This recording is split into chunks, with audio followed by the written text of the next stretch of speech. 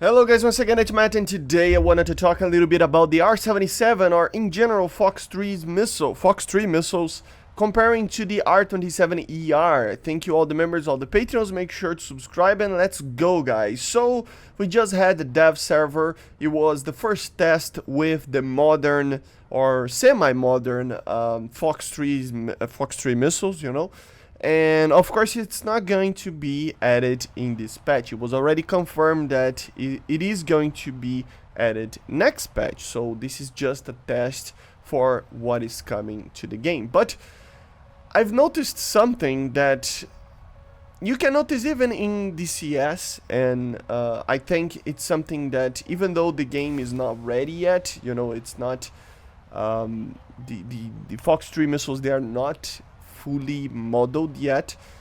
I noticed that the R-27ER still is a better BVR weapon than any of the FOX-3's, which is expected to a certain point. The R-27ER is going to be a missile that it's, even though it is indeed a semi-active missile, it's just such a good missile that it is going to be one of the main weapons and one of the best ones for a very long time in this BVR arena, right?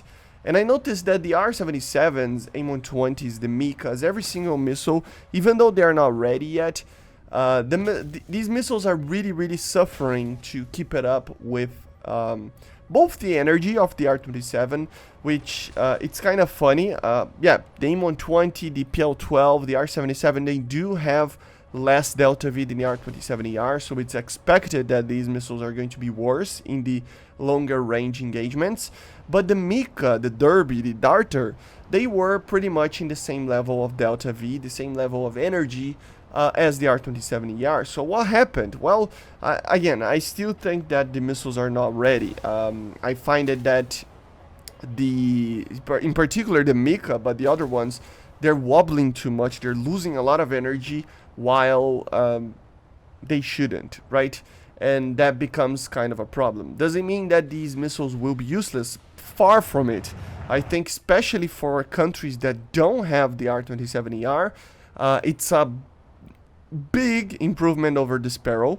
Really big. Yes, initially, especially the M120, it is almost a Sparrow in performance, you know. Of course, in the game it is turning more and having a little bit more performance, but in a general sense it is kind of like having the same energy and the same range and things like that. But at the end of the day, you know, it's the FOX-3 part of it, the being active part of it, really improves the missile in many instances, of course, right? So yeah, although yes, for the countries that don't have the R-27, it is indeed a very big improvement over the older missiles.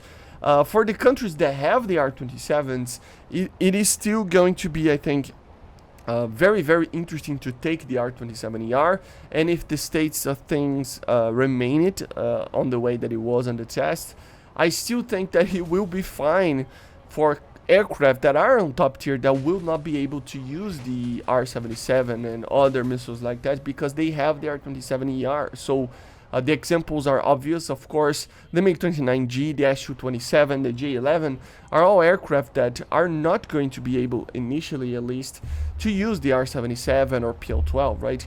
And it's going to be fine because the R-27 can still do a lot of damage and it can still be the best missile for BVR for very long ranges. I couldn't kill, I don't think, I mean, maybe once or twice only in all the games that I played on the past days of the dev server.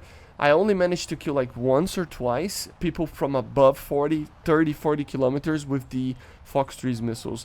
While in the R-27ER, in the couple of matches that I've played using the missile, you know, in the first one I already got like 1 kill or 2, and then the second one another 1 kill or 2, so you're always getting kills, and it's not from 30 or 40 kilometers, you're getting kills from 50 to 60 kilometers depending on the size of the map, right? So I don't know what happens, if it's the missile alert on the RWR that makes people just take the FOX-3 launch as a way more serious launch than the normal launch, I really don't, honestly don't know exactly what happens there, but I have a feeling that if it continues on the state of what it was from the test, you will still be able to do a lot of damage with your R-27ERs, and to be honest, even more damage. I think where the FOX-3's actually improve a lot over the R-27 is obviously on the lower range kind of situations. I'm not talking about like 9 kilometers, but up to like 20 kilometers.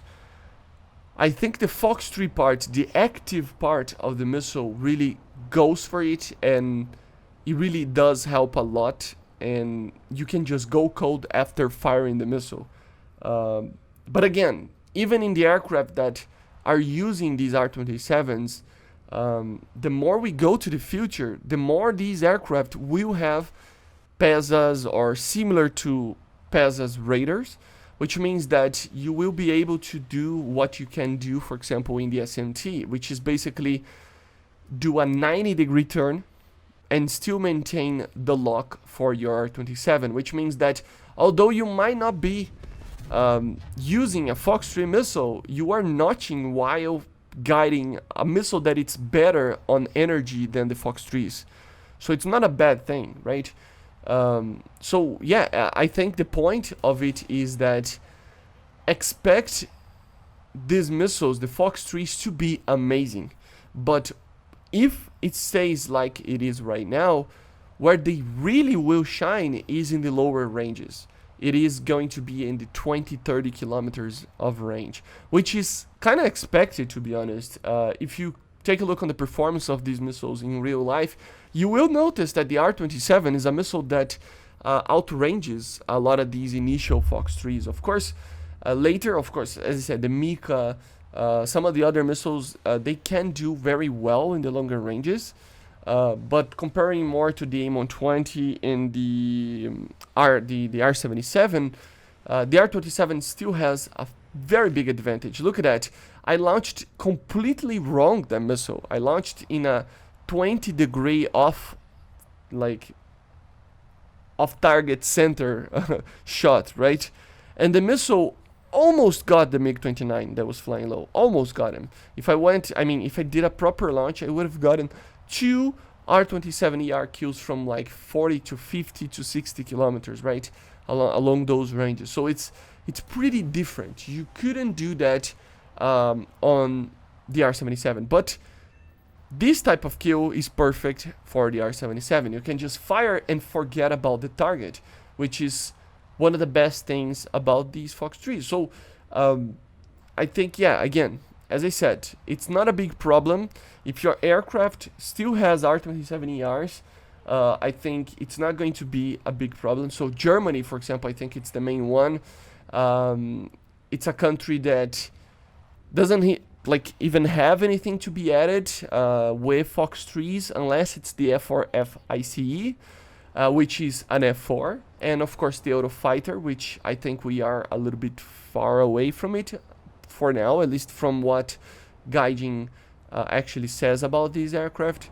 So even if, for example, Germany only gets the F4F with the FOX-3's, if China, for example, only gets the J8F with FOX-3's, which I doubt that it will be the case. I see the F-16A MLU getting it as well.